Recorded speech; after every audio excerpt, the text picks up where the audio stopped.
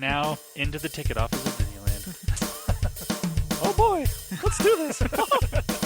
Don't think the CIA is going to be trying to hack your second-gen iPod. I didn't think so. There might have been a lot of illegal music on there. I wouldn't doubt it. But, I mean... You were supposed to bring death to the flagships, not join them. Google has found a new way to piss me off. iTunes is a constant source of embarrassment. Behind-the-scenes camera crap. Here, tell us about courage, Phil. Tell us about courage. I am Nadella. I can't do it anymore without laughing. I was going to do the whole thing. Welcome, everyone, to the Calling All Platforms podcast. I'm your host tonight, Caleb. I'm here with Landon. Hello. And Wes is once again doing the valuable service to, like, our community and nation as a whole of producing cheese. Yes. Making sure that it gets distributed to your homes. So, listener, Wes is not here with us today, but he is here in spirit with all of the cheese that is in your fridge. Yes. Also, by the way, listener, just for fun, go to Bing, use the Chat GPT thing, and ask it to make an image of a cheese man. Because that is the way Wes told us he was going to be gone. He said they're making the cheese man work, so he couldn't be here. So I did that, and just enjoy what you're going to get something different than I did. I got a few different images, but the best one, and the one that I posted in our Slack group, was of what looked to be like a robot of some sort working a hibachi grill that was stacked full of cheese. Yep. Which can confirm, you know, it was bizarrely cursed. So if you want to have some fun with that, do that. Go to Bing and have it make you an image of a cheese man and see what comes up. Yeah, then tweet them out and tag us at Calling All Platforms. And oh, good times. Good times. Oh wait, not tweet. Zeet. I don't know. X post something. Such a email us. Calling All Platforms at what is it? I don't know. Podcast at callingallplatforms.com. That's our email. That's the one. Oh man. Okay. So, listener, this past week, Apple did a thing, and you've probably seen it all over the news. So we're not going to have to tell you that they announced new watches and new iPhones. You're already aware of that. Apple themselves have probably been advertising it to you every waking moment of your life. True. If you have been anywhere near like YouTube or any social media site at all. So we're not going to tell you that they did. Wait, I just did tell you that they released okay. What we're going to do is we're going to talk about the details. We're going to let you know the secrets about these new devices and what Apple doesn't want you to know, and some of the things they probably do want you to know. You know, we're gonna go over it.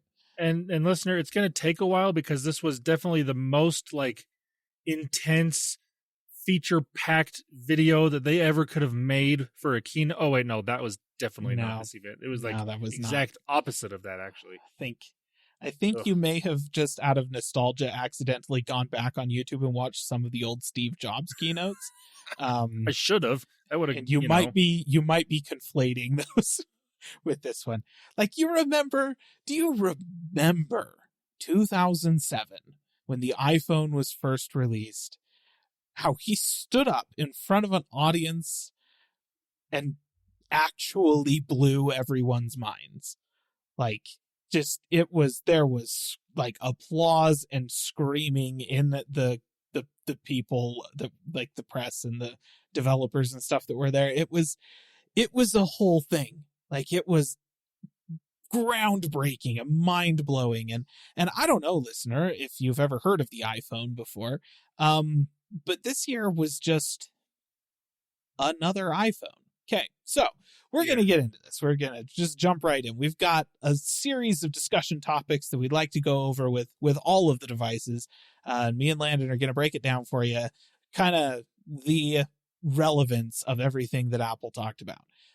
First thing I want to point out, the name of this event that Apple called this event Wonderlust, which is word salad, first of all, and second of all, pretty good indication that, once again, nobody on Apple's marketing team looks at any of Apple's products before they market them. Because there was nothing, like, there was no Wanderlust stuff in here, right? Like, yeah, there was watch updates, but the Watch Ultra came out last year, so, like, it's better now, but it's not that different. And there was nothing wonderful about it either, because, again, the iPhone 15, we've seen this phone before. The 15 Pro isn't that, like, there was nothing great. I don't know, just Apple's marketing department, man. They peaked in the mid 2000s with those "I'm a Mac, I'm a PC" ads, and it's great. been downhill ever since. Yeah, it's unfortunate.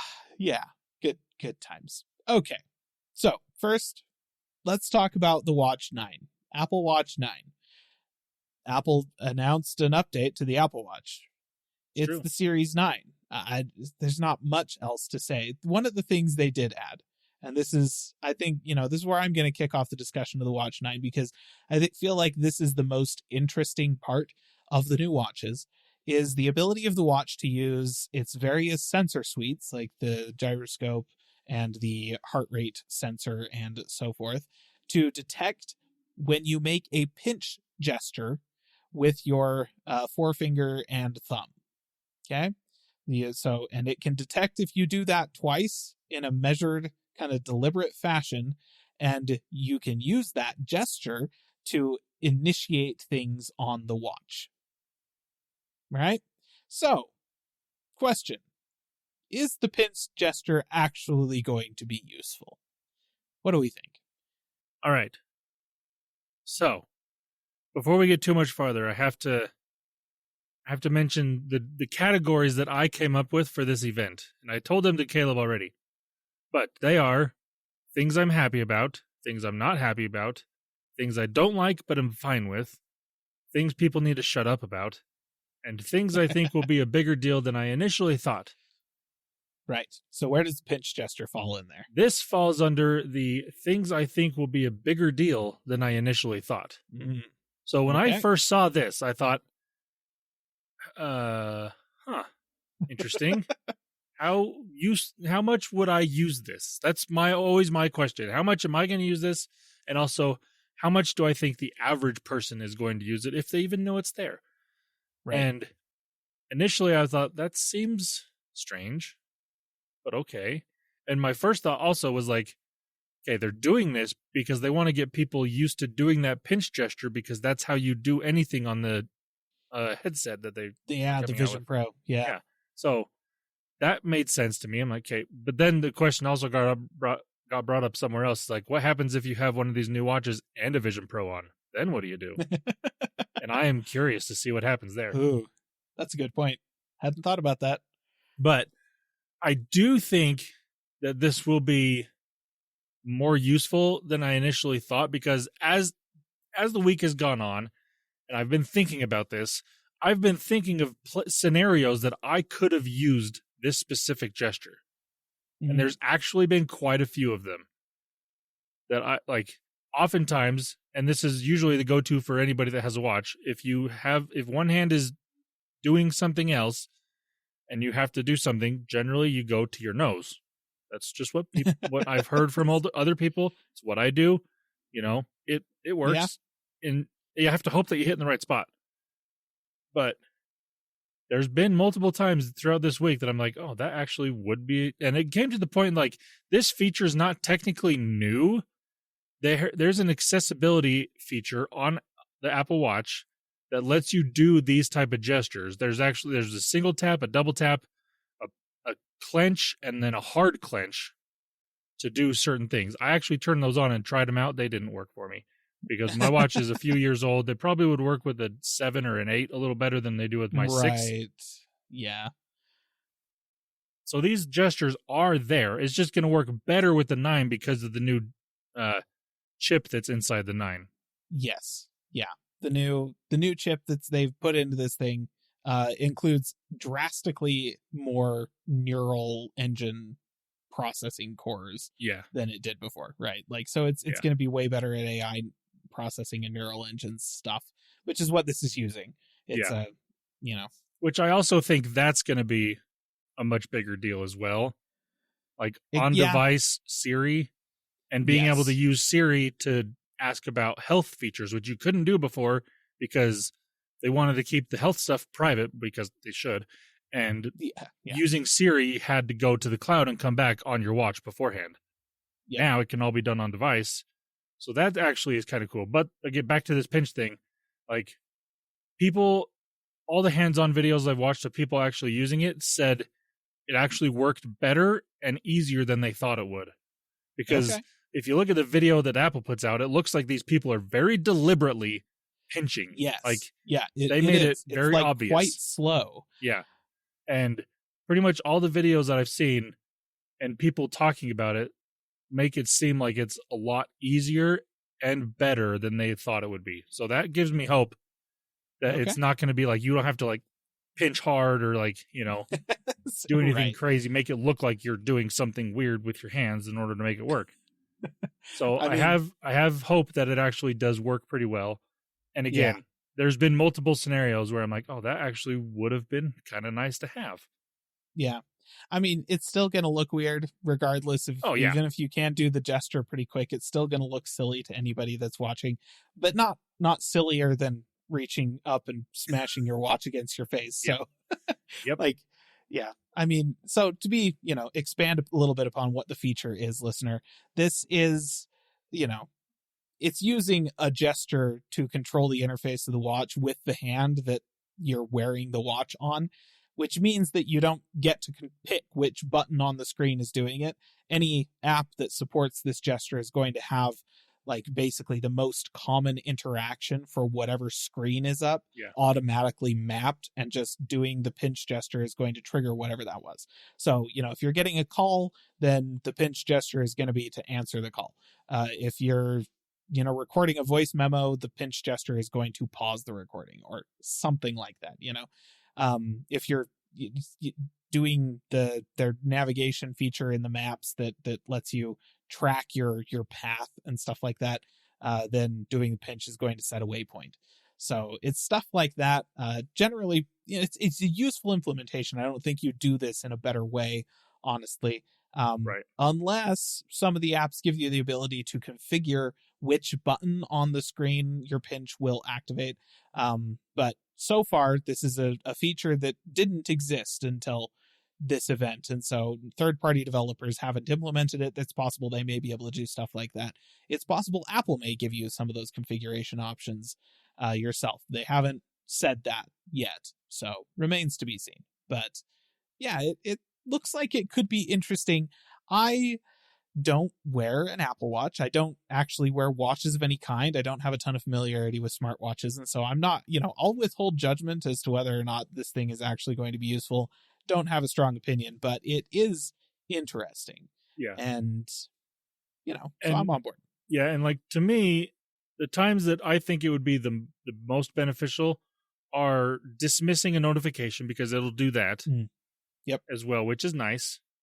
And also, like, there are certain notifications that the Apple Watch gives you that do not go away unless you dismiss them. Like like a text message or like those type of notifications, it'll pop up on your watch, and then after a few seconds, it'll just go away. But there are some, like if your watch gets to 10% battery, it wants you to put it in battery save mode. It vibrates and does a bunch of stuff, and that does not go away until you do so. Like, you have to actually touch your watch to do something. You could dismiss that really easily that way. Or if you've been sitting for 50 minutes inside, like from the beginning of an hour to, the 50-minute mark of that next hour, it tells you need to stand up because you've been sitting for too long. You can't dismiss that notification either, which is really dumb. So those type of things, I think, will be the most useful, like dismissing notifications, and probably the most used way of this feature. Right. But also for me, I would not hate it when I'm at work. I listen to a lot of podcasts or music and stuff. I use AirPods Pro, and so I can double tap on my AirPods to pause or play whatever. But if I could just double tap my fingers and it'll pause what I'm listening to, that would also be really nice, because there are often times where my hands, both hands, are dirty. I don't want to reach up Mm. and touch my AirPods and get them all nasty, or Yep. touch my watch screen, so I could just double tap and it would work. And Yeah. that would be really nice. Yeah, for So sure. I do think this, like I said, I think this will be more useful and better than I initially thought it would be.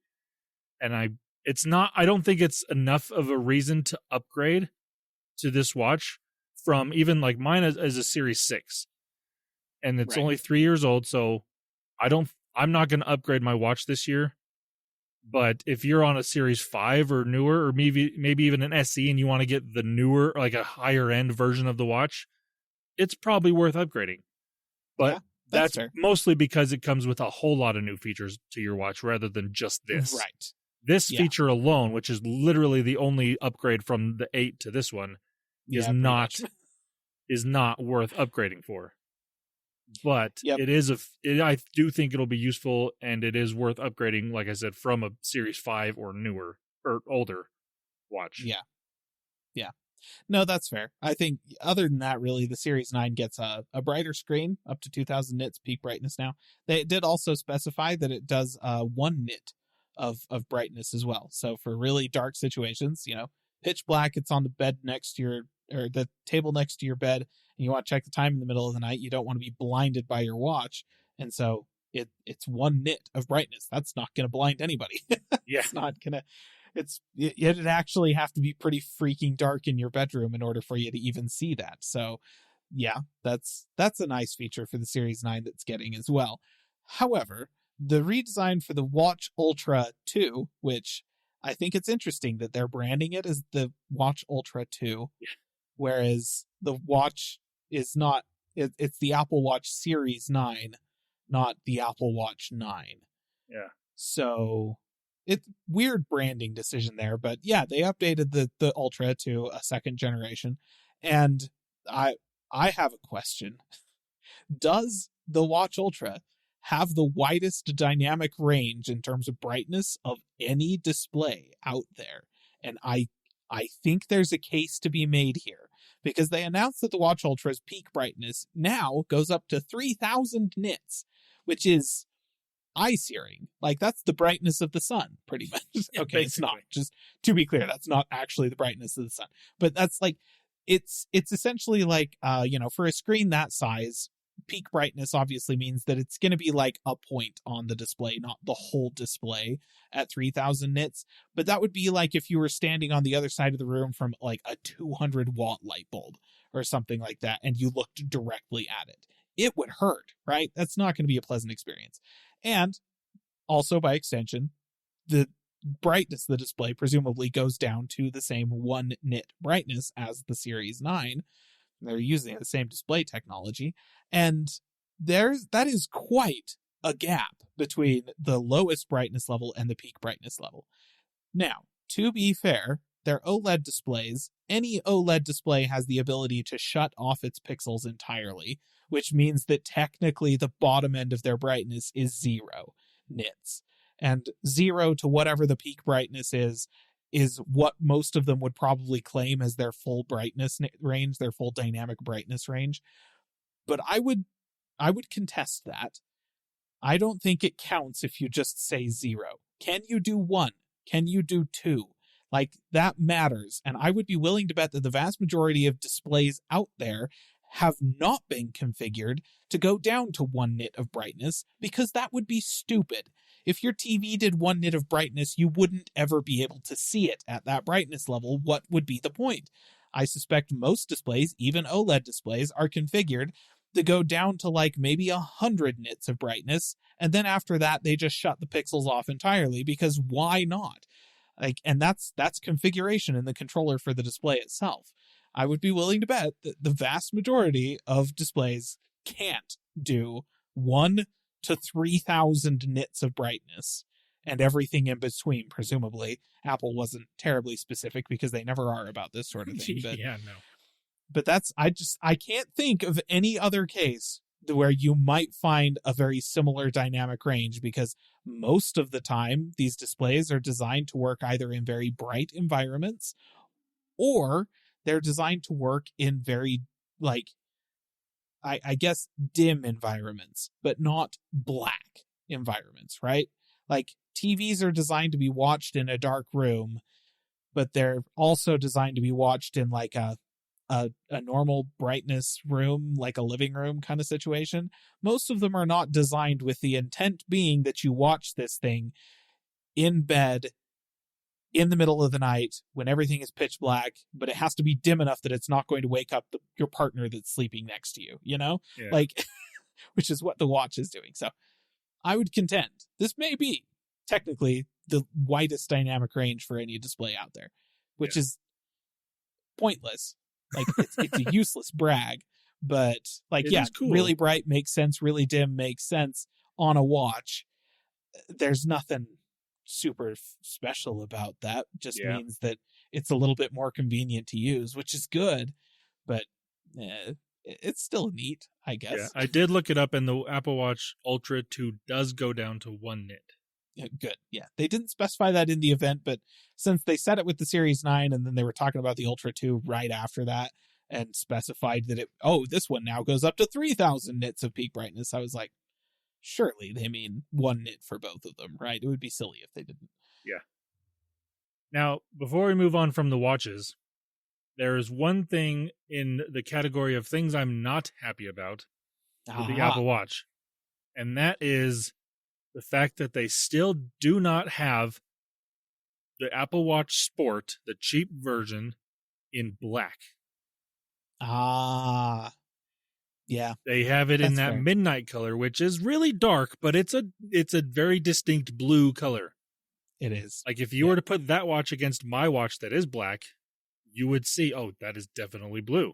And it's been since the Series 6 that they've had a black Sport Apple Watch. You can get it in black in a stainless steel, right? But you can't get it in the cheap version, which not the aluminum frame.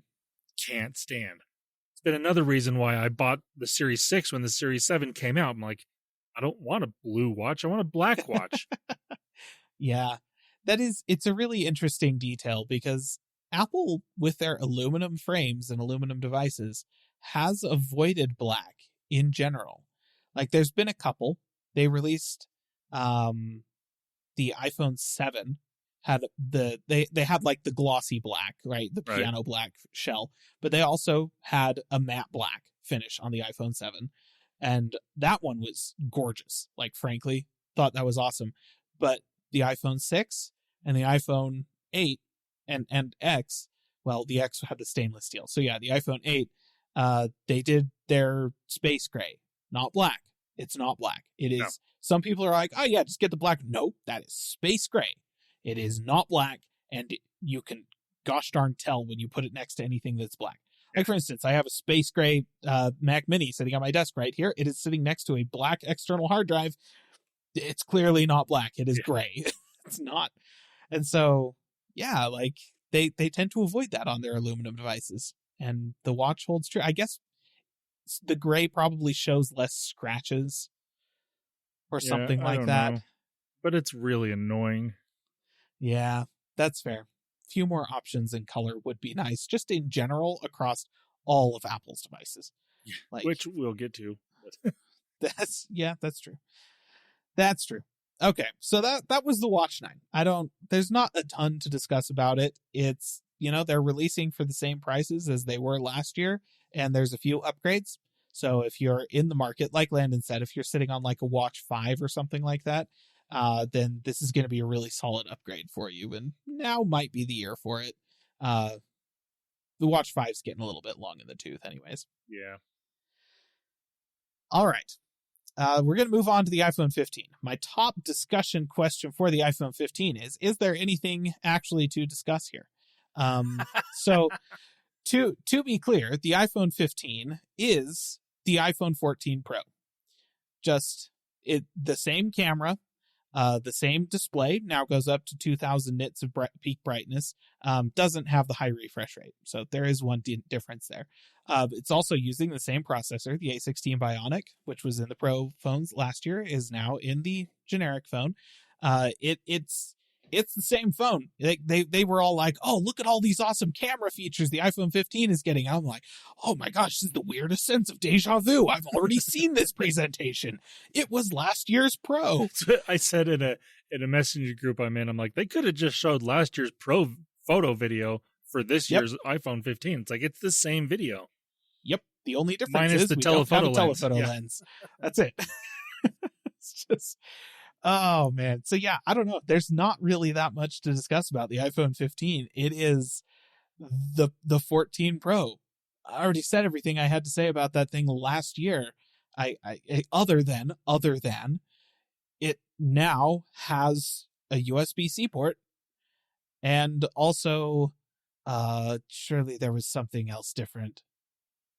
Slightly more rounded corners on the edges of the frame. Yeah. Like it's not quite as squared off. It's still, I would still call it like a squared off frame design, but it's a little bit more rounded on the edges. It's kind of like if you were to combine an iPhone 5 with an iPhone 6. Yeah. Like yep. Basically it'll feel a little better in your hand. It won't have sharp edges. It'll be smoother. Right. If you don't have a case on it. That's something that some people complained about, is they didn't like the sharp edges, even though they liked the flat sides. I understand the sharp edge. They were, on the sharper-ish side, even with the chamfer on them. But it does look, I do like the look of this, though. The rounded edges look nice. really good. And I think it'll probably sit pretty well in the hand. That's absolutely fair. But it's just not that much going on with this phone, which I guess is about to be expected. Yeah. But yeah, not a ton to discuss. The USB-C port. We should discuss the USB-C port. And to be clear, how it is not an ideal implementation of a USB-C port on a phone. But how bad is their USB-C implementation really? Like, see, that's something that comes into my category of things I don't like, but I'm fine with. The USB-C port on the iPhone 15. Because that's fair. The thing that people complain about, and we also did this last week, is that it's basically a Lightning port in a different form. Yes. But do people that have a regular iPhone 15, are they going to care? No. Probably not. They weren't complaining about Lightning. No. Right? Exactly. Lightning was fine. Exactly. So, and also, like, the biggest downside to using this version of a USB-C port is data transfer speeds. But again, how often do you actually plug your phone into something to transfer things off of it? Yep. It doesn't happen much anymore. If you have a Mac, you're transferring photos via AirDrop, which is still slow, but it's easier than plugging your phone in. Yeah. So that's usually going to be the only time that you're going to plug your phone into another device to transfer things to or from your phone is photos. And you can use AirDrop. If you're using a Windows phone or a Windows computer, you could also, send them via the internet, via Google Photos or iCloud or or any of those type of things, which is definitely the better option anyways. But yes. So to me, this, I don't like it, but it's not a big deal. Right. And I would agree with that, generally speaking. I was actually pleased with what came across here. So, like I said last week, I was expecting the USB-C implementation on the iPhone 15 to be hampered, to be, cut down from what the full spec is capable of. And that's absolutely the case. And to be clear, it's actually cut down on the iPhone 15 Pro as well. It's not the full implementation of what it could be. Right. I was expecting the iPhone 15 Pro to be USB 4. It is not. Right. It is USB 3.1, which means that its maximum data transfer speed is 10 gigabits per second, which is like more than double the speed of the USB 2 that you can get on the 15, but it's nowhere near the 40 gigabits per second that is possible with USB-C, with USB 4. So it's cut down across the board. But yeah, like Landon said, data transfer speeds really aren't going to matter to most people. They haven't for a very long time. The only cases on the iPhone where it might make a difference is if you are transferring raw photos or raw video off of the device to be edited on a computer. which you can't do with the normal iPhone because it can't shoot RAW. Yeah. You know? So it's just the Pro phones that matters for anyways. And I'm sure Apple thought about that. The honest truth is, most people weren't complaining about the Lightning port. The capabilities of the Lightning port were fine for the majority of people, at least in the United States. And that's why it was the European Union that had to, in fact, somebody pointed this out and is all like, that's why this legislation could only come from Europe. This is the very definition of a first world problem. And in the US, we're still dealing with stuff like gun violence and that, like, problems that we're trying to solve legislatively that way. Whereas the EU, they're all like, oh man, charging cables. This is a big deal. So yeah, like, literal definition of first world problem there, that yeah, we've got bigger problems here than what charging cable people are using. So yeah, most people didn't care about Lightning. And okay, that's fine. I was actually pleased. Like, I'm actually impressed with the level of support that we did get out of this USB-C port. So, to be clear, I was expecting we were going to get a USB 2 port that had basically the same capabilities as the Lightning port, right? It'll do audio pass-through the same way that Lightning did. USB 2 speeds, same as Lightning was. I was not expecting it to support the like fast charge or anything like that you can get over USB-C, which it doesn't. This is all as expected. What I didn't expect was that they would actually support the full DisplayPort pass-through functionality of USB-C. And with Lightning, they have a very, very cut-down display pass-through thing that requires one of Apple's proprietary stupid freaking adapters in order to use, whereas USB-C ports are capable of carrying a full, like, DisplayPort. I think, is it a one? I think at base level, it's a DisplayPort 1.4. That might be 2.0. I'm not sure. Signal.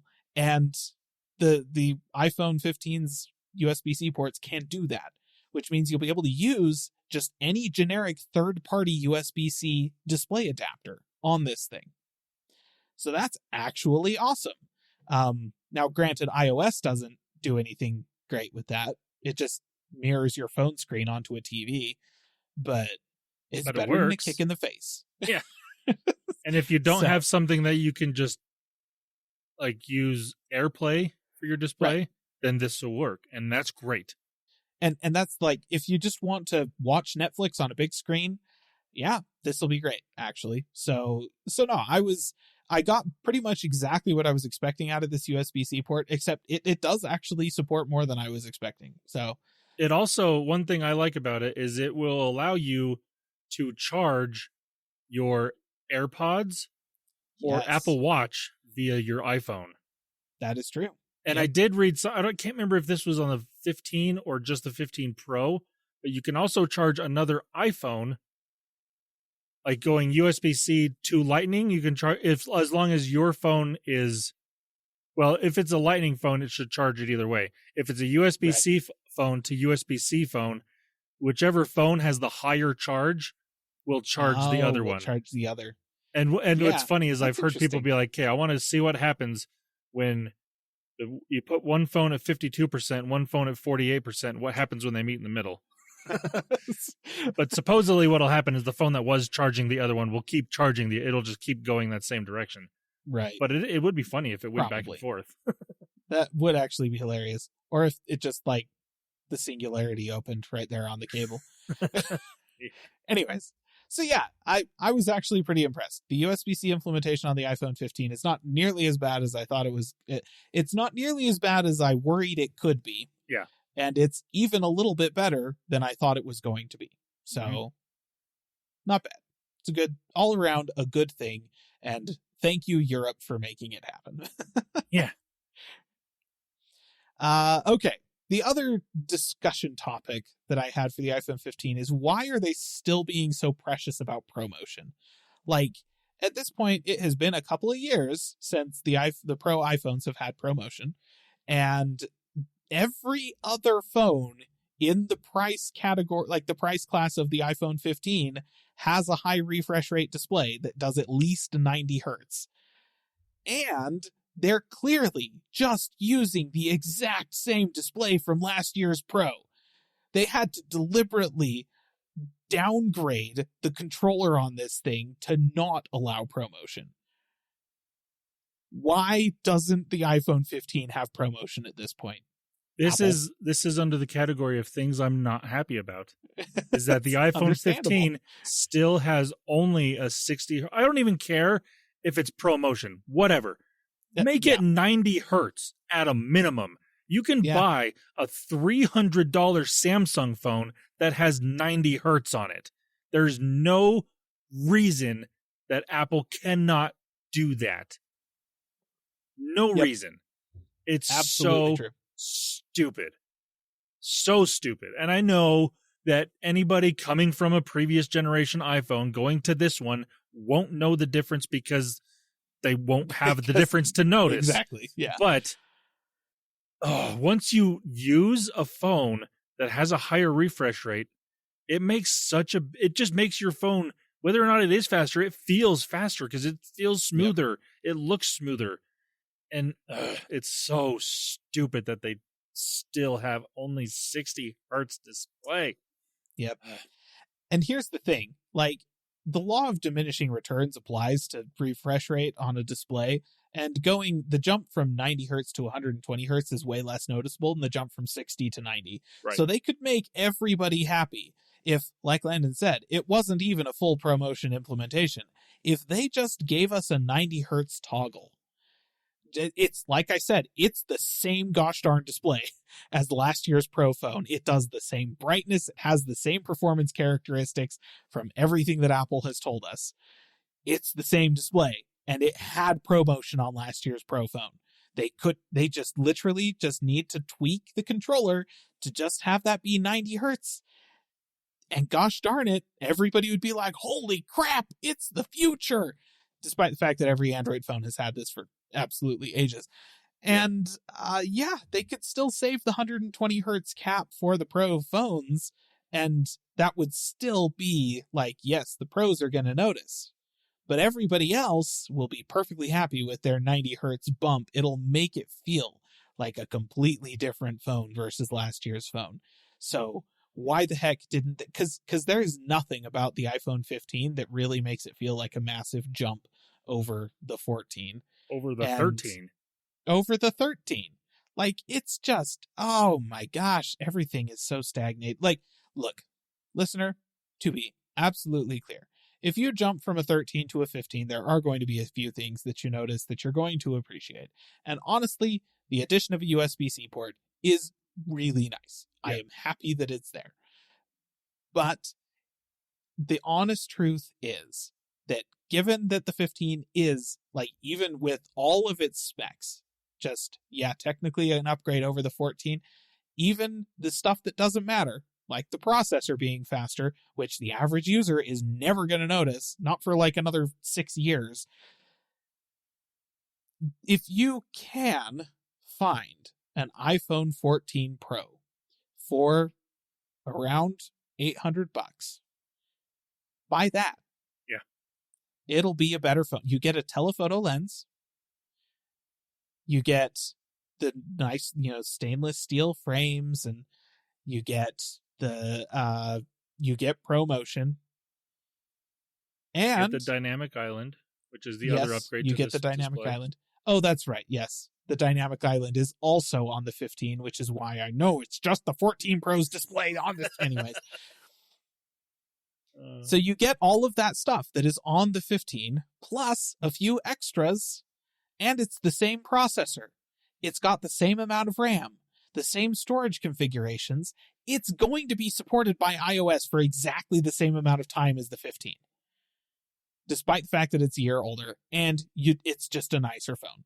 So if you can find a used 14 Pro or Pro Max for $800 or $900, do that. Based on whether you want to get the 15 or the Plus, then get that. Don't get a 15. It's just not worth it. But if you're sitting on an iPhone 12, like one of the 12 phones or whatever, and you want a newer phone, the 15 is not a bad phone. And if you can't find a 14 Pro for less than the 15, then you're not looking hard enough. But I empathize. It can be hard to find stuff like that. True. So, yeah, the 15 is not like, it's not a bad buy. They didn't jack up the price this year like they did last year, at least. And I don't know. This is just what phones cost now, I guess. Yeah. But yeah, I don't know. The one thing that you won't get going with the 14 Pro, and the one thing that I did mark about the 15 on things that I'm happy about, is the colors. Oh, that's true. That is I very do like these colors a lot. And They're they good-looking actually colors. have black on this phone. And it's aluminum. Come on, Apple. Yeah. Anyways. Like, it can be done. They've done it. They just don't do it very often. I I don't know. know why. And they actually called it black. Like, these are normal color names. There's black, white, green, yellow, and pink. And they all look really good. Yeah, that actually, the yellow one is like, I think it's vibrant AF. Like, geez. It is. It's like a slightly toned down version of the yellow iPhone 5C. Yeah. But only toned down because it's aluminum and glass instead of plastic. That's the only reason it's toned down, because it's still pretty bright. Which, to be clear, they've got like, they were very, very proud, in fact, of their new pigmentation for the glass on the back of these things. That, I mean, credit where credit is due. They've got like the etched matte coating on the rear glass on the normal iPhones now, which is nice. It's a good look. I like it. Approve of that. And it looks like, from the photos they were showing, it looks pretty awesome. They look really good. The colorways are super great on the iPhone 15, and that is true. Like the Pro phones, the 14 Pro, they're much more subdued. So if you want really bright, fancy colors, then yeah, the 15 is going to give you that. The 14 Pro, not so much.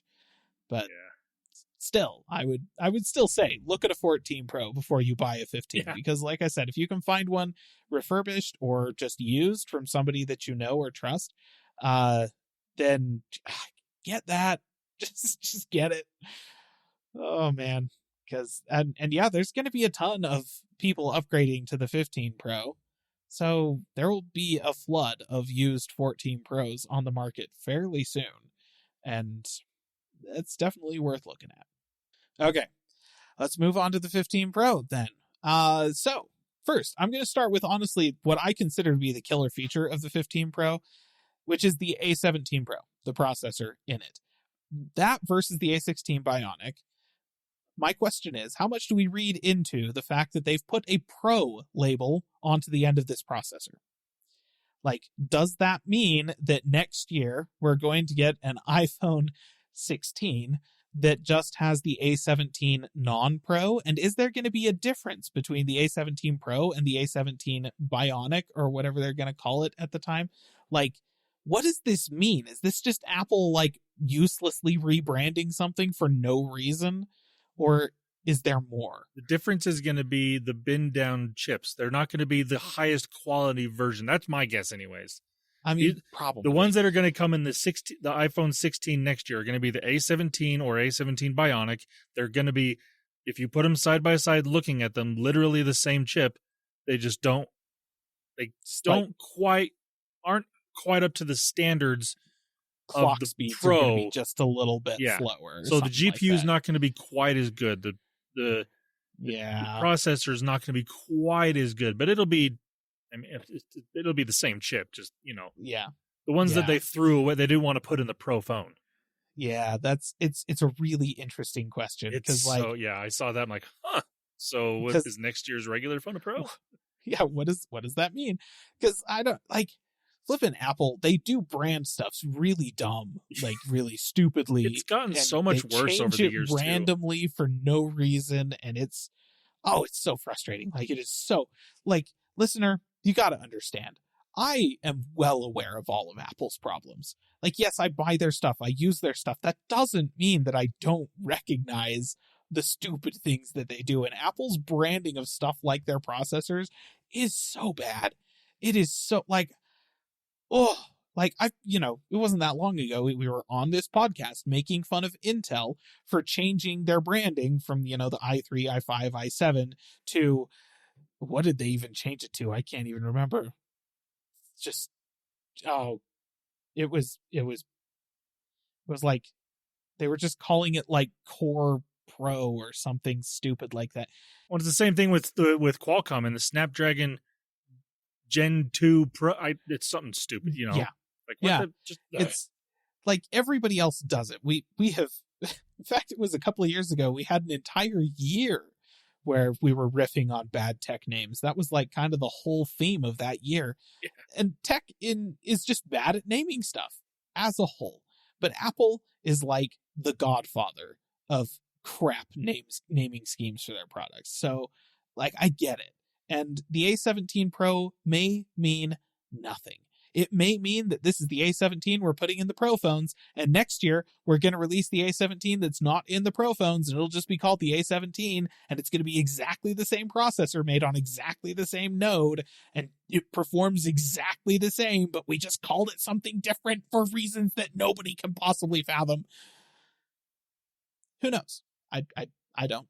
That all being said, we do still like the A17 Pro. That is true. Just no, the naming is dumb. The A17 actually does look pretty awesome. So there's a couple of things about the A17 that I just want to call attention to right now. First of all, is that actually very similar to the Series 9 Apple Watch, they've boosted the ability, like the functionality of the neural engine and stuff like that in a pretty significant way. They're claiming like a 50% improvement or something like that over last year's, over the A16 Bionic. So they put a lot of emphasis into that. They have now, and this is, kind of important, they have now built in a USB 3 controller into the chip, which is why, you actually do get USB 3 speeds out of the USB-C port on the Pro phones. Like I said, I'm a little bit disappointed that doesn't support USB 4. Like, I don't need a Thunderbolt controller in this thing. It doesn't need to support Thunderbolt 5, which they just announced the specs for, and it's wild. Like, oh my gosh. Yeah. And to be fair, I don't know of any other phone that has USB 4 either. Yeah, that's true. So they're on par with pretty much everything else out there, but it would have been nice.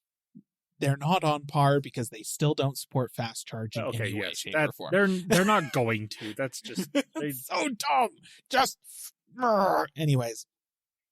So that's a part of the upgrade to the A17 Pro, which means that there's actually a that's it. I just figured it out. That'll be the difference between the A17 Pro and the A17 Bionic next year in the regular iPhone 16 is that it won't have the USB 3 controller. Oh, gosh. That's what it'll be. So you'll still have USB 2 transfer speeds. Anyways, that's future me is going to be really upset about that. Current me is upset about that. Now that I've said it.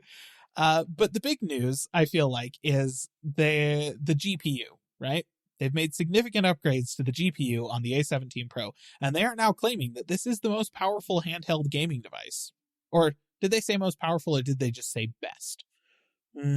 Something along those. I don't remember which one. I think they probably just said best, because if they said most powerful, then they have to fight with the ROG Ally and stuff like that, which uses AMD's graphics, which are probably still better, but they may have specified like handheld gaming of a certain power level or something like that. Anyways, they were quite proud of the integrated GPU that they have on the A17 Pro, to the extent that I guess Metal now supports ray tracing. Apparently. So that's a thing. They've built hardware accelerated ray tracing into the A17 Pro. And they showed off a demo using purely software based ray tracing on an A16 Bionic and the hardware accelerated version on the A17 Pro. And the difference between the two was not nearly as stark as you would think, right?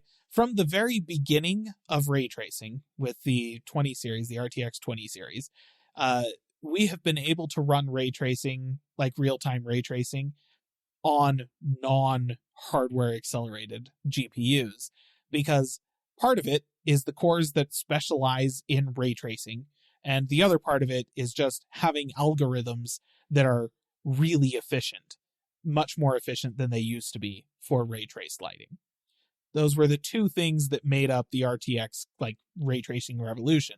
But that did mean that shortly after the 20 series launched, NVIDIA made it possible for you to run the software-based ray tracing algorithms on your 10 series NVIDIA GPUs, right? So you could grab a 1070 or a 1070 Ti, 1080, whatever, and run ray tracing on it. The difference was you would be getting a slideshow instead of a playable game, right? So that's basically what Apple was showing here. We have algorithms that can do ray tracing, and we've built the A17 Pro to support hardware accelerated ray tracing. And the difference was basically like 7 to 10 FPS on the A16 Bionic and 30 FPS on the A17 Pro. So a slideshow versus a console-like gaming experience. So that's okay. Fun little feature. Not a ton of games using it right now, but they did call out a few that are going to be using it in the near future. There was Genshin Impact, because freaking, I don't know, whatever. And then there was another one, Hong Shai Rail. It's basically a sci-fi clone of Genshin Impact. And both of those are going to be supporting ray tracing here in the next year or whatever. There's a new Division mobile game that's launching. It looks like just another garbage, like microtransaction-filled piece of crap mobile game, so probably don't play it. However, Resident Evil Village and the Resident Evil remake of RE4 are both going to be coming to the iPhone 15 Pro in the next year with ray traced lighting. Yeah. And I'm not talking about mobile versions of these games. No. Right? Like some kind of cut down specialized mobile whatever with way worse graphics like we got when they did the mobile version of Final Fantasy 15 back in the day. No, that's not what this is. This is Resident Evil Village, like the actual pants game. Obviously running at a much, much lower resolution than on your, RTX 4090. Obviously running at a much, much lower detail level than your RX 7800 XTX. And obviously not using anywhere near as detailed a ray tracing path algorithm, whatever, as you get on high-end modern GPUs. But it'll run. And holy crap. And they also, like, I've heard some people like, well, it's a 4-year-old game. It's like, yeah, it is. But it's a legit AAA game on your phone. Yeah. Well, and then the other thing they also announced was, what was it? A new Assassin's Creed game will be launching alongside the console, PC, and and be on iPhone at the same time. That game hasn't come out yet. Nope. That's a brand new game. So you can't use the 4-year-old excuse anymore, because this is going to be a brand spanking new game on your phone. I mean, for crying out loud, the remake of Resident Evil 4 is a year old. Like, that's not an old game. That came out like the end of last year, I think, or was it earlier this year? I can't even remember. It's not been that long. And then, Assassin's Creed Mirage, which is the next entry in the Assassin's Creed game. I don't think it's technically like a main series entry. It's like a spinoff of one of the, I can't remember. I don't pay attention to Assassin's Creed, but the next one, it's going to be launching on the iPhone alongside the consoles. Like, what the like, so I mean, everything else that I was, that I could say bad about the iPhone launches for this year and about the iPhone 15 Pro and Pro Max themselves, the A17 Pro is pretty freaking sweet. And my only complaint here is that Apple didn't announce that they were putting it in an Apple TV. Like, well, that's for a different event. I mean, I sure as heck hope so, because like, if it's going to be launching alongside the actual console releases, this Assassin's Creed game, wouldn't it be cool for Apple to be like, and you can just play it in your living room on this little black box? That would be too convenient. Now, so frustrating. I want to say that 2 categories involve this processor. Things I'm happy about was the A17 Pro. things I Yep. think will be a bigger deal than I initially thought was the GPU on the A17 Pro. Yeah. Because when I'm like, why are they talking about the GPU? Who cares? And then they started mentioning the games coming out. I'm like, oh. And then I thought, is this now the best gaming phone you can buy? Because I think it is. Like, honestly, just due to the fact that Metal is a really good mobile gaming API, has been for a very long time. The fact that Apple's GPUs have always been right up there with Qualcomm's, if not significantly better than them. Yeah. And the fact that iOS is just widely supported by games that don't even support Android sometimes. iPhone has always been a contender for, is this the best gaming phone you can get? But, you know, you had stuff like the ROG phone and stuff like that had specific gaming features that made them contenders. Even though the GPU is a little bit weaker, it's just got a bunch of stuff that's really nice for gamers. And so, yeah. And but to be fair on that point, like you will want to have a Bluetooth controller or a USB-C controller to work with this thing, because they did show on-screen controls for some of these games. They looked horrendous. No. Oh gosh, awful. don't do it. So that's the benefit to the ROG phone, is it does have buttons on the side that you can basically turn your phone into a controller. But power-wise, this is going to be the best. Yeah. And that's the thing, is that like it's now to the point where it's so far ahead of what Qualcomm is offering in their top tier chips that I don't think that like Asus can add as many gaming features as they want to the ROG phone. I don't think it's going to make up for the power differential. Like, the fact of the matter is one of these phones can play Resident Evil Village. One of them can't. Yeah. That's really where the discussion ends. Yep. And I mean, the fact that you can just use a DualSense or an Xbox controller with your iPhone, you just have to take your controller with you. You can play on the go. That's much, much better than using, the $200 controller with a screen on it that Sony's trying to sell you. That thing is so dumb. Still the dumbest thing that has been announced in a very long time.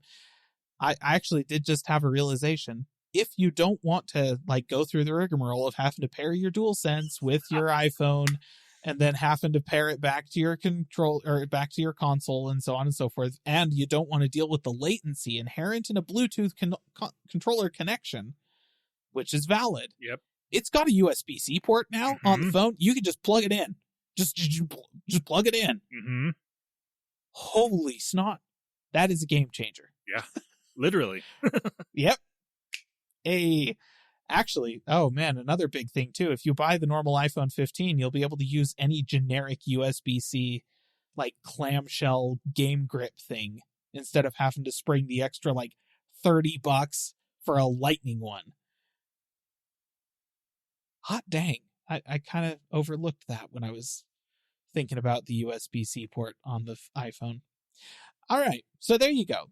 iPhone, like the A17 Pro, honestly, probably the biggest thing of the event.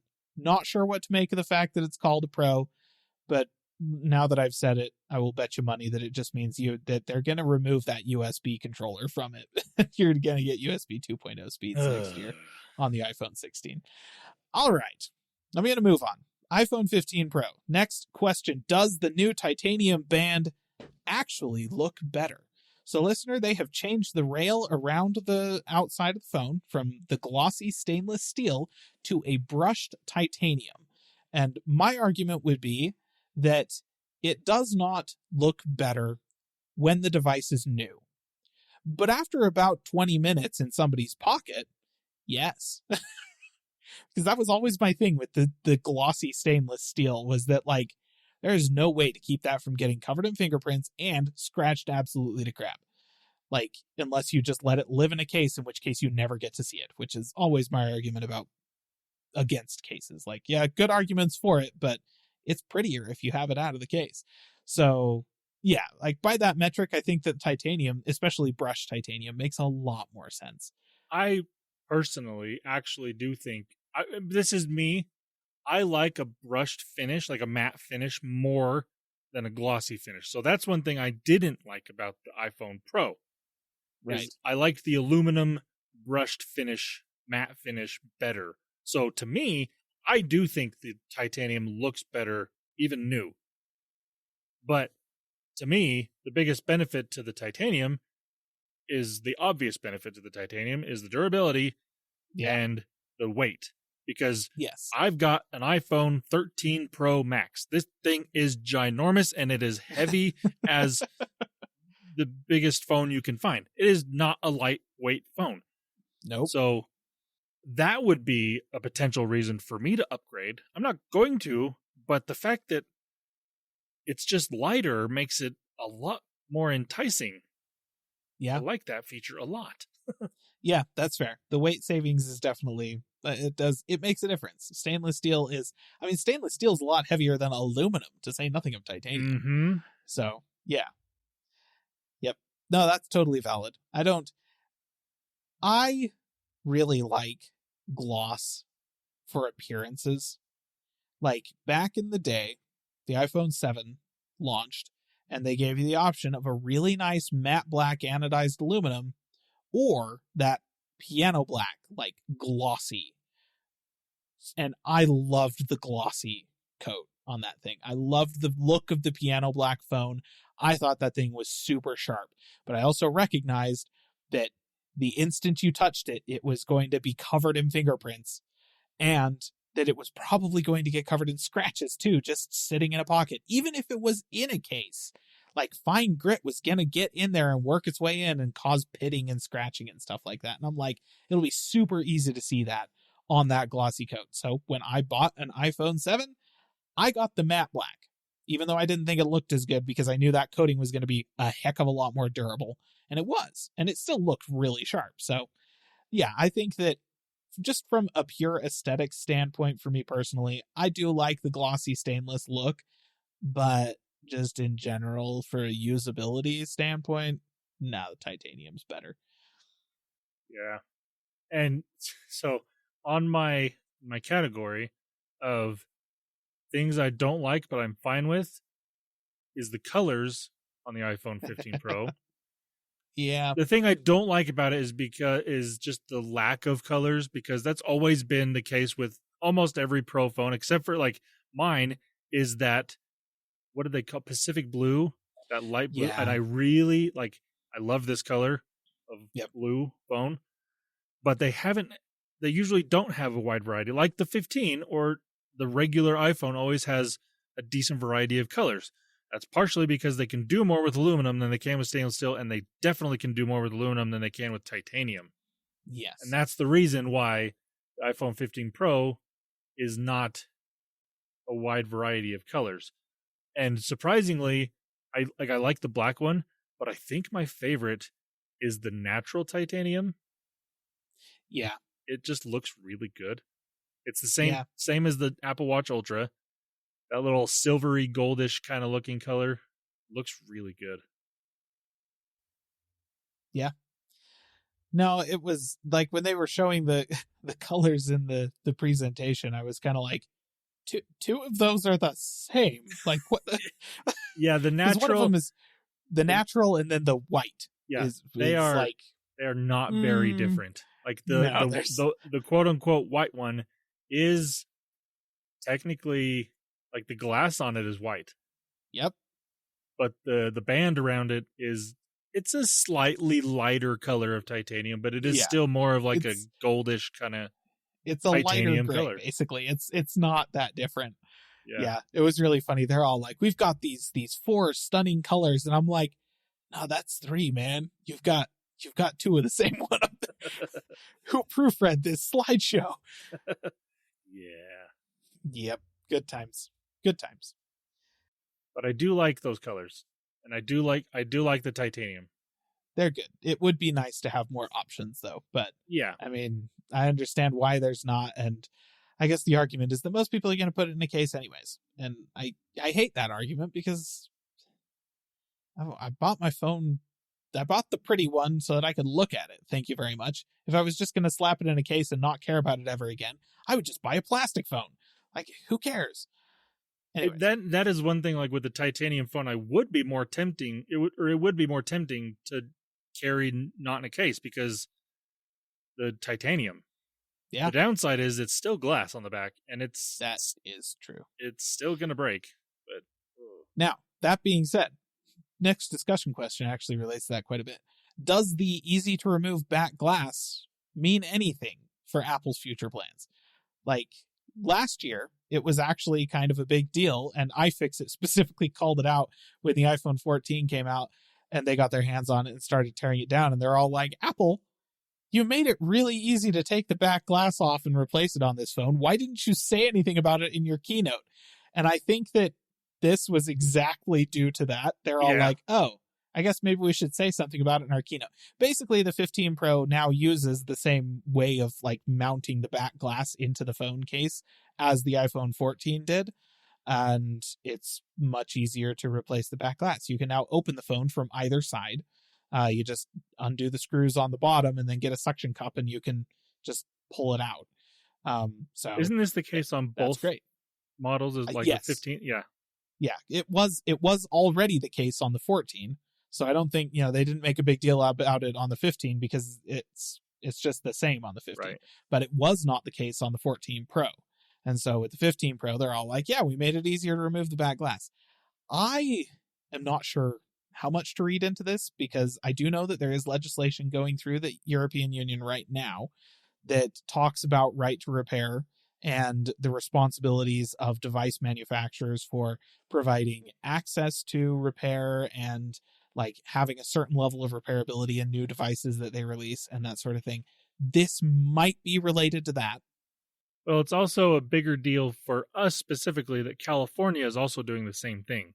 Yes. And Apple is actually on board with that California state legislation happening.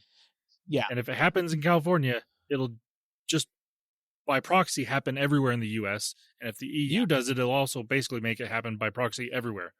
Yes. Yeah. I mean, that is kind of the thing. EU is a large enough market that they can sort of drive, they can kind of drive this sort of thing on in and of themselves.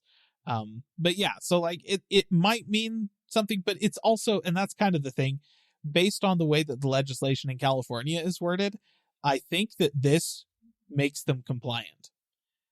Like it's not super strict, that California, that bill. It is pretty chill regarding what their responsibilities actually are. It'll make a much bigger difference for companies like John Deere, who in terms of like squashing right to repair, make Apple look like they're playing with kitty gloves. Yeah. So yeah, it's more geared toward that kind of thing, considering that California also has a huge agricultural output. So I think that's probably more where that's geared. But yeah, it's a nice thing. I'm glad that it's there, but I wouldn't read too much into it at this point because for me, at least, I'm skeptical that it is indicative of any larger change. And I think it more has to do with the fact that they just already designed a phone chassis that worked that way. And they're just sort of mimicking that design. Yeah.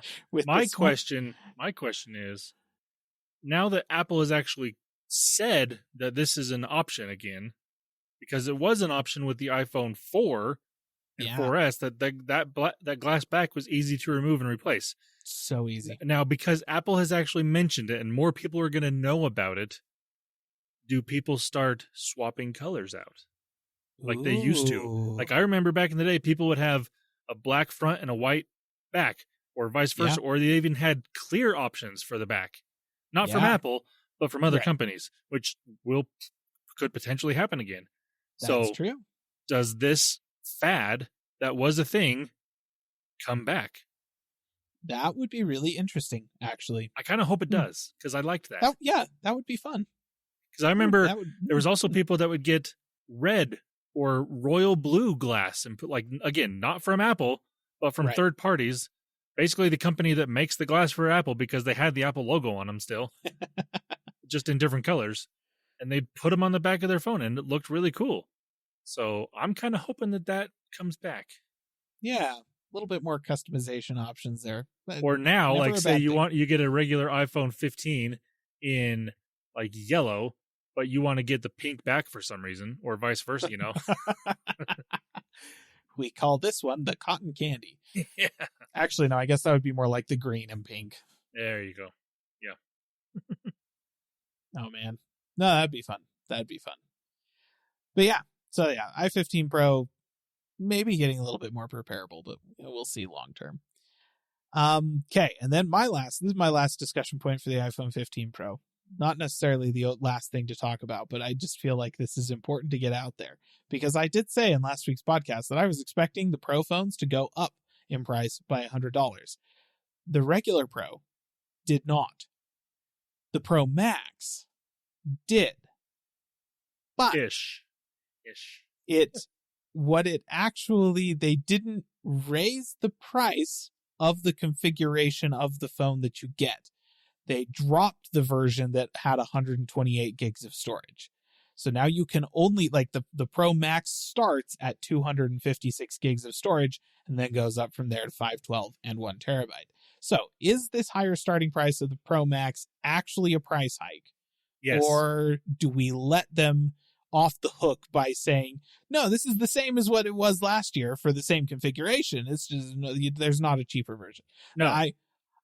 No, because storage costs like $5 nowadays.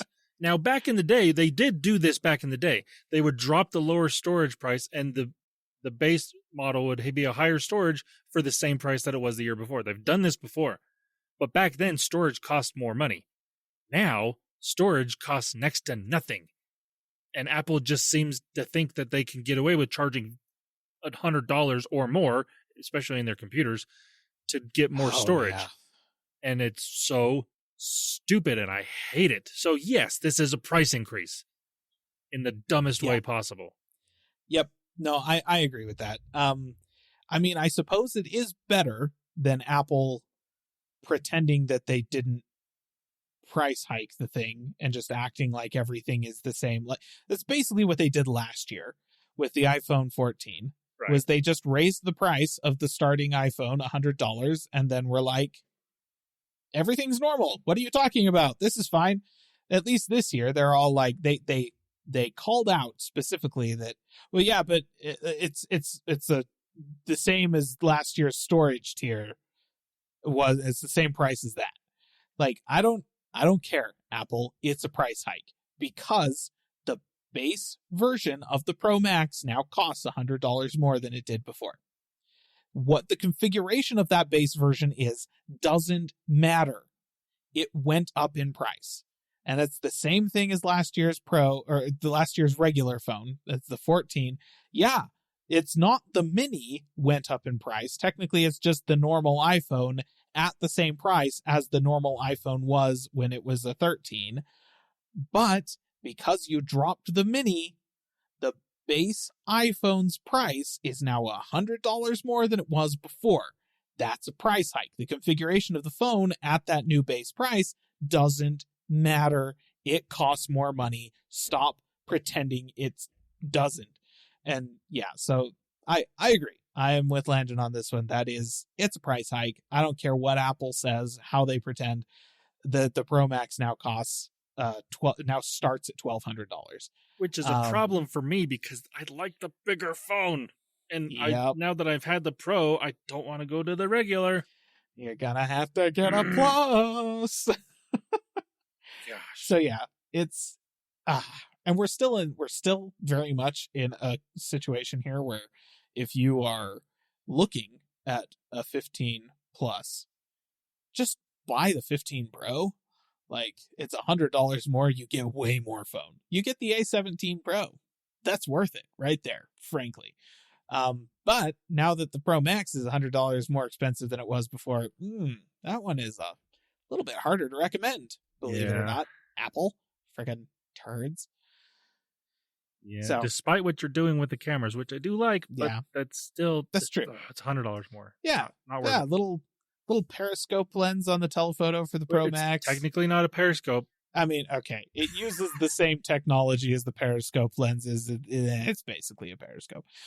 And now you get 5x instead of 3x, which is nice. But yeah, and I do want to mention that, like, you asked the question last week, not asked the question, but brought up the fact that Apple has been trying to push this towards a certain demographic, like saying that this could be and I still do think that this is a really good starting camera for videographers or photographers or people in that sphere. That's or true. an excellent second camera if they've already Yeah, got the probably makes higher more end sense DSLR there. or something. But the thing that tells me even more that that's exactly where they're marketing their pro devices at is how they talked about this camera. They didn't mention they did mention the lens sizes and what they are, but the fact that they said this has quote unquote 7 lenses in one, because kind of, I guess, whatever. But they Sure. said, like, it's got the macro lens and then a 13 millimeter lens, a 24 millimeter lens, 28 millimeter, a 35 millimeter, 48 millimeter, and 120 millimeter. Because anybody that actually cares about photography, that means more to them than, oh, it's a 5x telephoto or a 2x telephoto or a 1.2 or so. And I actually like that. And the other really cool thing is you can change your default focal length when you open the camera. Yes, that's a nice touch. So a lot of people that prefer to shoot at that 35 millimeter, which is a popular lens, they can now set that as their default rather than the main default is your 24 millimeter 1x main sensor. Yeah. But now you can change it to where it's going to be shooting at that 35 millimeter focal length, which is really cool. Yeah.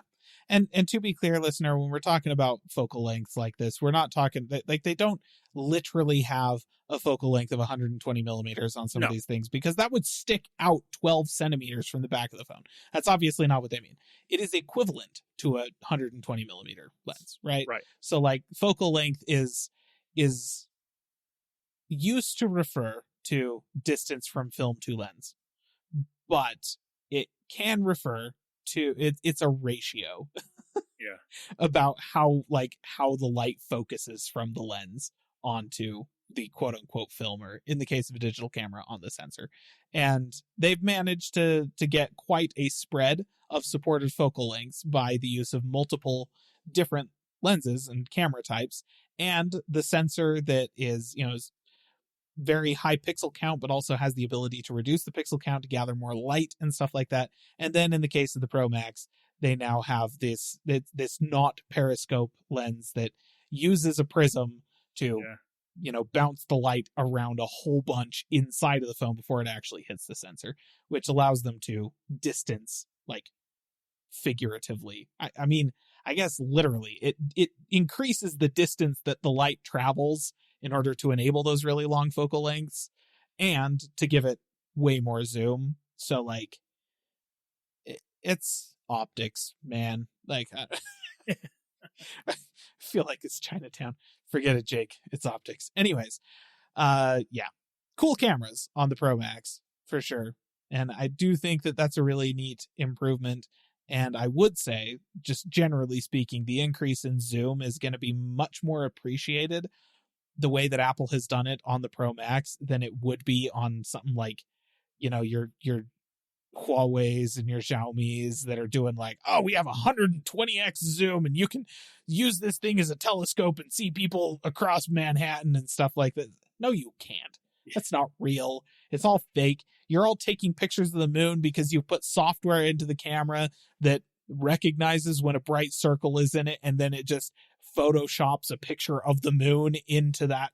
Nah, that's not real. It's all fake. It's all like AI procedurally generated nonsense and garbage. And I did hear the best selling point, and this is Samsung.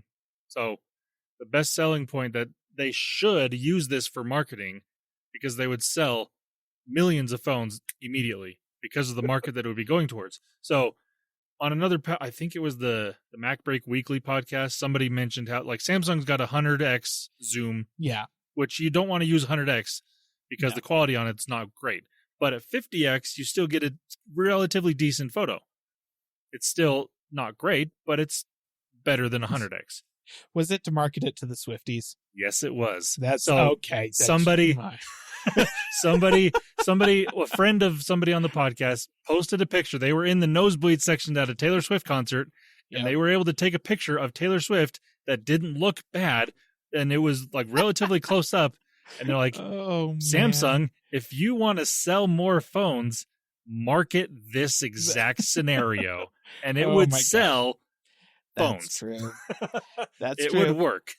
I mean, to be fair, Apple could probably do the same thing because Samsung's lens does a similar level of magnification to what the Pro Max does now. Right. Yeah. And then the rest of it is digital zoom. So if you take a 48 megapixel photo with the 5x zoom on Apple's Pro Max, and then you crop in to tailor right in the middle of that high pixel count image, it actually probably will look pretty good. And you probably could be like, 100x, just like Samsung does. It's just Apple is marketing it to people who actually know what what zoom is. And like Landon said, they're marketing it to actual photographers who understand how this works a lot better than the average person. And they did bring this up before the iPhone 15 was announced. Right. So, I mean, we knew what camera was going to be on it, but it wasn't official. Right. But I did think it was funny, though. Like, if Samsung were to market that exact scenario, brilliant. they would sell phones based on that exact commercial. They would. That really is that, like, they just need a single commercial of somebody in the stands, like, cheering, partying, leans over to her friend. I wish we were closer, or something like that. Her friend pulls out a Samsung phone, zooms in, takes a photo. That's the ad. Yep. You're welcome, Samsung. I just wrote that for you. You just splash Samsung Galaxy whatever across it, whatever phone you're trying to sell, and call it a day. All right. Anyways, back to Apple. That's everything I had about the iPhone 15 Pro. Anything else we want to discuss about them? You're missing one of my, not favorite features, but a really big, things I think will be a bigger deal than I initially thought features on the 15 Pro. And that is the action button. Oh, yeah. Yeah. Now, okay, I guess. Initially I thought, oh, please don't take away the mute switch. I love the mute switch. But the action button, which is an actual physical button, it's not just a capacitive button like we all thought it was going to be. It is a physical button. Yet. Yes. At the moment, it is still a physical button. And you can press it, like they said long press it, and it'll still mute the phone like the it mute always switch has. did. Or you can customize this, and they do have some predetermined customizations where you can open the camera, you turn on the flashlight, you can do get Siri or different things like that. Or, and this I was actually surprised by, the fact that you can make a Siri shortcut to have it do literally anything you want it to on the phone, much. which is phenomenal. Yeah. Like, That's people true. thought that might happen, but I don't see Apple giving you that control, at least not on the first iteration, maybe down the road. No, out of the box, you can do that.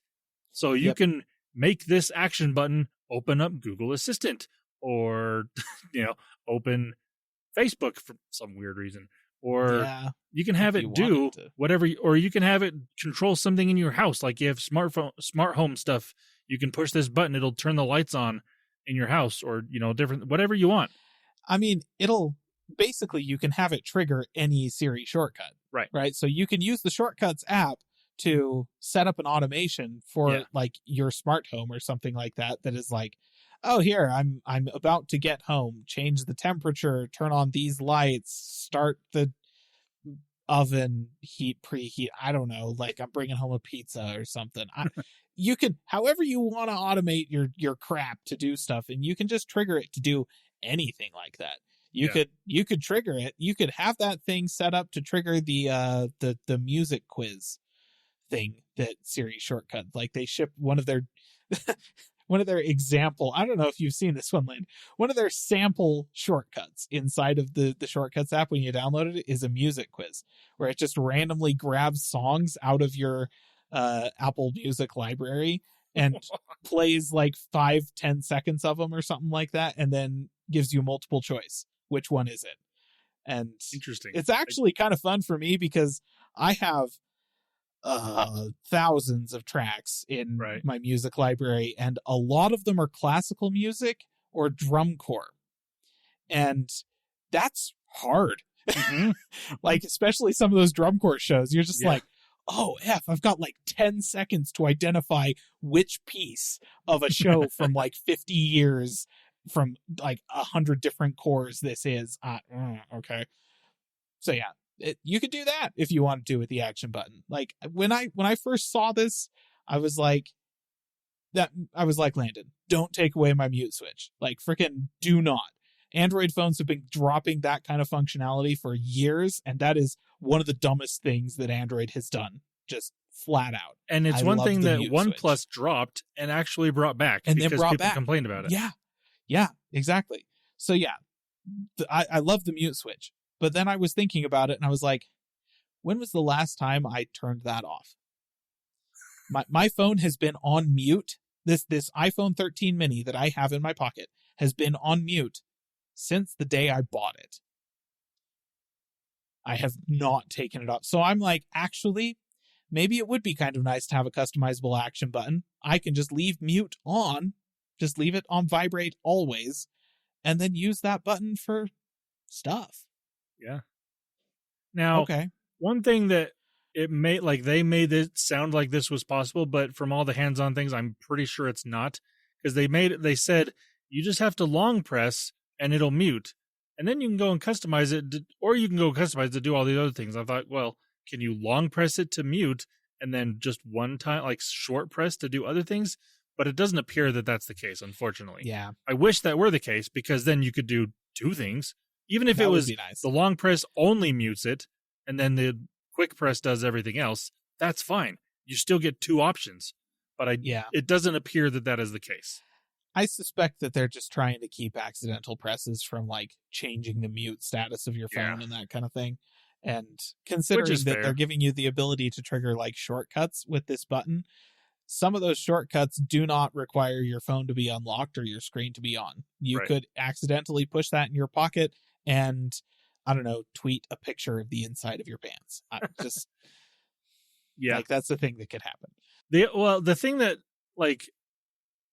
thing that makes me think that wouldn't happen as much is the button is not like, it doesn't stick out from the frame of the phone. It is flat with the phone. Like so even with the So that will potentially happen less, but I do agree that that's probably why they made it a long press, because you could accidentally trigger whatever it is that you set it up to do, and that could cause problems to some people depending on what they have it do. Yeah. It is possible that you'll be able to set up, because there's that accessibility feature that still exists in iOS where you can tap the back of the phone to get it to do some stuff. Yeah.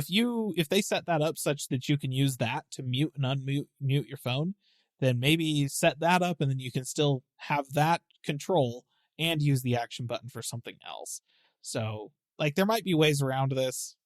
Can you use a shortcut to mute and unmute your phone? I'm not sure. Anyways. Probably. Really getting into the weeds on that one. But yes, that's right. The action button is a thing. And rumor had it early on that this was going to be a solid state button, not a physical button. So like the home button on the iPhone 8 was. But it is not that. It is a physical button. So probably Apple was working on it. There were prototypes that existed with the solid state button, and Apple dropped it for whatever reason. But there's probably couldn't get it to be as consistent through the titanium, like because the home button on the iPads and on the iPhone 8 were glass. It's a lot easier to do that type of thing with glass that is slightly flexible, whereas titanium is a little harder to bend, a little harder to sense that pressure. There was something about the development that obviously made it more difficult for them. So didn't happen, but it seems reasonable to expect that on the 16 Pro, that probably will be a solid state button, not an actual button. So hopefully that turns out okay. All right. Anything else on the Pro phones? My last little thing that I had about just the phones in general, in the category of things people need to shut up about. And that is, and I'm in this, I need to shut up about this, but I'm going to talk about it. The quote unquote non-design change. Oh, yeah. Because yes, they've had basically the same design since the iPhone 11, 12. No, it was the 12 that did the flat edges and Yes. glass front, Yeah. which I do agree. It's been basically the same phone since then, but at the same time, it's a really good design. It is. People And praised it when it came out, and they I love still it. like it. And this design is, again, it's tweaked, but it is different, just ever so slightly. But it's Refined. an upgrade. Yes, it's refined. It's an refined. upgraded version of the design. So Yeah. I think people need to quit complaining about that, because we don't always need to have every single device every year change dramatically. That's just dumb. That's not yes, it's a visual signification that, oh, look, I got the new phone. And surprisingly, there's not really that on any of these phones, especially the watches, which is weird. But that's fine. I think when it comes to smartphone design, we've kind of, for lack of a better term, peaked. I think we have. With both Samsung, Pixel, and iPhone, they're all really good designs. They're all made really well. They're fine. There's no reason to make drastic changes. The next place we go with this is making them all fold in half. Yeah, and Samsung and Google are already working on that. Apple probably is also working on it. They just haven't released any devices yet. Right. But no, I am very much of the opinion here that, like, the early days of smartphone design, we were hunting, right? Yes. All the companies were hunting for what is the ideal smartphone shape. How do we make this perfect? And Apple hit it first. iPhone 4. Perfect iPhone, perfect phone design for a smartphone. I will stand gladly on this hill and kill all comers. I'm not dying on this hill. You all are dying on this hill. So, like, the first iPhone, the rounded back, they were going for, oh, here's what we've learned about from iPods. And turns out a touchscreen device that is designed to be held in the hand all the time and use the entire screen. Very different ergonomics than an iPod. So different design is needed. They tried to refine it a little bit with the 3G and the 3GS, but they nailed it with the 4. That was just gorgeous. And the 5 was a refinement of that design.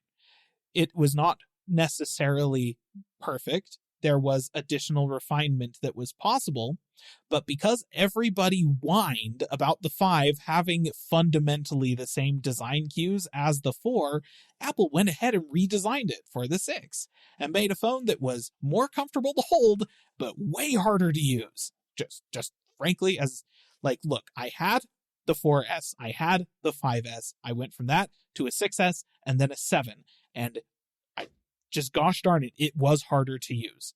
Okay? So this is not really open for debate, listener. Sorry. And then, people want to complain about how, oh no, the design didn't change from the 13 and the 14. Guys, were any of you alive, during the iPhone 6 through 11? Because those all, if we're talking about just the design, of the way it sits in your hand, those are all the same. They're just all the same. They all have exactly the same rounded contours to the edges and stuff like that. And the 12 was where Apple finally got it through their thick, stupid skulls that they had already cracked this code.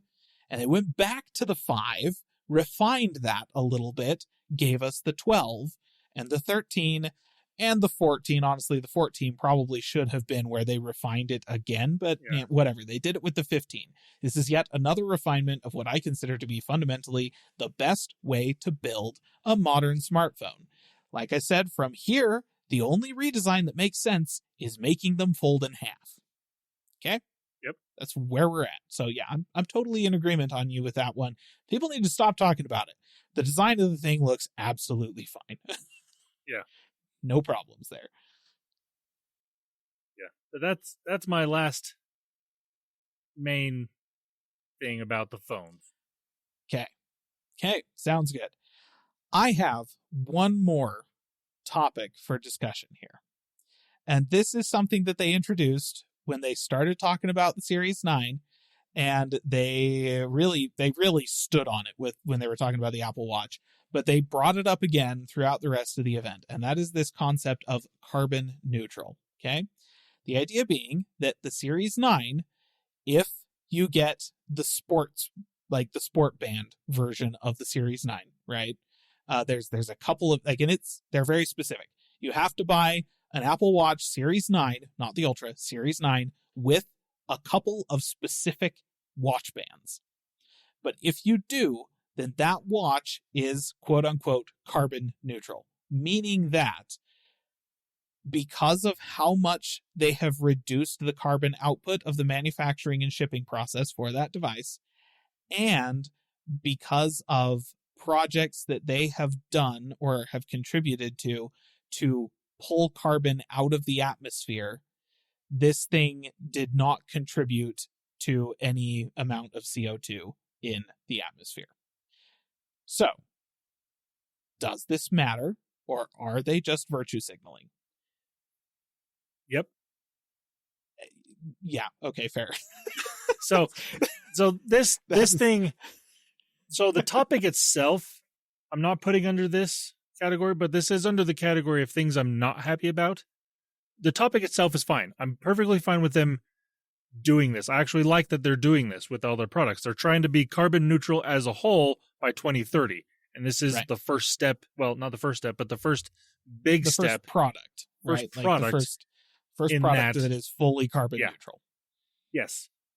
The thing that I'm not happy about was somebody added it up. It was 20 minutes of this hour and a half, 2 hour keynote that was just them talking about this, not products, not even, just this. They even had a little 5-minute sketch that was okay, kind of funny, kind of dumb at the same time. Yeah. About this, but throughout the whole thing, a total of 20 minutes of this event was dedicated to talking about this. And they literally just repeated themselves every time. It was nothing different. It was always the same thing. And that bugged the crap out of me. No, that's fair. I think it is fair to say, well, okay, my perspective on this, Apple's a really big company. Okay. In terms, like, setting aside their retail employees, their like warehouse employees, their data center employees, setting aside all of their like supply chain and all of that stuff. If we're just talking Apple corporate offices, right? The people in the spaceship in Cupertino, California, it's still a big company, thousands of employees, right? If you take that entire building full of the people that are responsible for planning for, designing, and making these products happen, I would be willing to bet that a very significant proportion of those people are thoroughly invested in reducing the carbon footprint of the company. They're on board. They are, with the best intentions in the world, doing everything that they can to make sure that Apple, a company who ships literally hundreds of millions of devices a year, is reducing the effect that they're having on the planet itself, right? And they recognize that a company this large that ships so much crap is in a really strong position to make a big difference.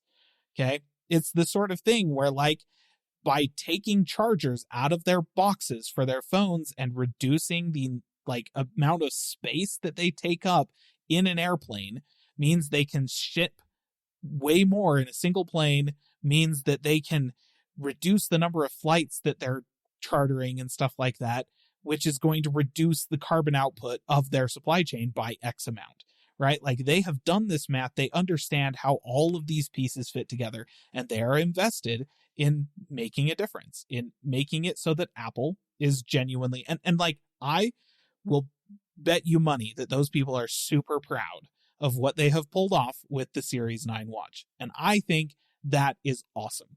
Good job for those folks. They are making a difference, right? They are reducing the amount of carbon dioxide that is going into the atmosphere, which is going to slow down global climate change, which is going to help people. Like, this is good, right? Zero complaints. But like Landon said, there was a lot of time given to that in the keynote, and not like there was like, I guess about a 3-minute talk from what's her face? I can't remember, the executive who is in charge of this stuff, all of this stuff, who was kind of the head of the sketch. And then she had a little bit right after that where she's like, these are our goals. This is what we're trying to accomplish. This is how we're doing so far. And her little talk, her spiel, is about 5 minutes. And that's honestly probably about what should have been in the keynote. If they were going to do more than that, it probably should have come from the people in the company who are actually invested in this, not the product development heads and stuff who have never touched it, right? They delegate that to somebody else entirely. And that made basically everything that they said in the event come across as just gigantic virtue signaling. Like, just, oh, we're so awesome. Look at how great Apple is because we're doing this awesome thing. And it's like, I'm of such two minds about this because, yes, Apple is in a position to do a lot of good, and it looks like they actually are doing a lot of good in this space. But also the way they take credit for it is really obnoxious. Like, I'm glad you're doing it, and you're allowed to take credit for it, but why so much? Yeah. Why are you trying so much, so hard to take credit for this? It's not going to matter to as many people as you think it should matter to. And, well, maybe it should matter to more people. I'm glad you're doing it regardless of whether or not it matters to them. But why are you still talking about this? Like, yeah, it's like everyone knows that Apple is doing these things. And when you have an update, like there was a legitimate update, the Apple Watch, it's a carbon neutral product. That's fine. Mention that. That's great. But sure, to literally take 20 minutes out of an hour and a half keynote just on this is a little much. Yep. And that's the virtue signaling thing. Like, so yeah, I think that you absolutely hit the answer to this question on the head, Landon. Does this matter, or are they just virtue signaling? Yes, it does matter. Also, they are virtue signaling. It's really annoying. Like, it's the kind of thing where, and I, my follow-up question to this is, should something being carbon neutral influence purchasing decisions? Like, if you're going to go buy a Series 9, should you buy the one with the sports band instead of one of the other watch bands that are not carbon neutral? Maybe. Like, that's definitely something to think about. And to be fair, those sports bands that are the carbon neutral ones look really good. They do. They look great. They actually had a couple of new options using like recycled rubbers and stuff like that for some of their watch bands. They looked really sweet. Yeah. It reminded me of like, I don't know who remembers this, but Vibram, the folks that make the soles of like every running shoe on the planet, used to make Frisbees. And they used their recycled rubber from their shoe soles and stuff like that to make these Frisbees. Yeah. And the Frisbees were super high quality. The rubber was really great quality, but also they just looked cool because of all the different color mixes and stuff like that. That was fun. I liked that. So I was a big fan of these watch bands as well. I thought those things looked pretty sweet. And I think that it's absolutely fair to, when you go to buy an Apple Watch, think to yourself, maybe I should get this watch band because that's one of the carbon neutral watch bands. They have a special badge that they're going to be putting on the watch band and watch combinations that are going to be carbon neutral. So, you can keep an eye out for that little, it's the leaf from the Apple logo, except rotated around a center point and colored green. So there you go. That's what the logo looks like. Their logo designers get paid money for that sort of thing. I don't know. Anyways, they do. So yeah, I think that, sure, it's perfectly reasonable to let something like that influence your purchasing decisions. But I want it to be clear, Apple, while I appreciate that you're doing this, don't do it for praise. Right? Like, you and every giant corporation on the planet has some fault, quite a lot of fault to bear in, stuff like climate change and the stuff that we're seeing happening across the world right now. They all share in that. And they're the ones that need to be changing stuff in order to make it all better. Apple is changing stuff. Good. Yes. Great. This is awesome. Thank you. But you shouldn't be doing it for praise. You should be doing it because it's the right thing to do. See, and I look at like Google, because they're doing a lot of the same things, maybe not quite to scale, especially when it comes to products, because they don't sell as many products. Right. Yeah. But in terms of like green energy and their energies, then their data centers and stuff like that, But they don't spend 20 minutes of a keynote talking about it. They spend 5, mentioning, oh, by the way, this new data processing center that we just built is running 100% on solar and, recycled water or, something like that to cool things down. It's like, oh, cool. And then they move on. Yep. And of all the companies that probably could benefit from the virtue signaling, it's Google.